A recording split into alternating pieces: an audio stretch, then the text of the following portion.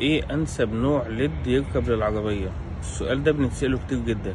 الفكرة كلها انت لازم تسأل نفسك، انت استخدامك للعربية اغلبه جوه البلد ولا طرق سريعة ولا طرق مفتوحة بتمشي في شوارع ضلمة كتير؟ انت السرعة اللي بتمشي عليها سرعات عالية محتاج وط عالي او ليمن عالي يكشف لك الطريق قدامك، ولا انت ايه احتياجك بالظبط للليد؟ فالاجابة هنا بقى، لو انت استخدامك للعربية اغلبه جوه البلد وطرق بطيئة مش سريعة، فانت مش محتاج ان انت تركب وط عالي او ليمن عالي وتحمل على فطورة العربية وعلى كنترول العربية.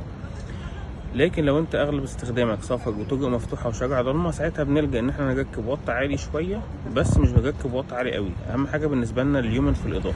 اهم حاجه بنسال نفسنا واحنا نركب اللمبه الليد، اليومن بتاعها كام، مش الوات. الوات دوت القدره اللي اللمبه بتسحبها من البطاريه بتاعه العربيه، وكل ما رقم الوات دوت زاد كل ما كان استهلاكها اعلى وحملها اعلى على الضفيره وعلى كنترول العربيه. شدة الإضاءة بتتقاس بالليومن، فاحنا أهم حاجة بالنسبة لنا إن اليومن بتاع اللمبة يكون عالي، يعني بتطلع كام ليومن لكل واط، وده بيختلف من لمبة للتانية بناء على الشيب اللي عليها.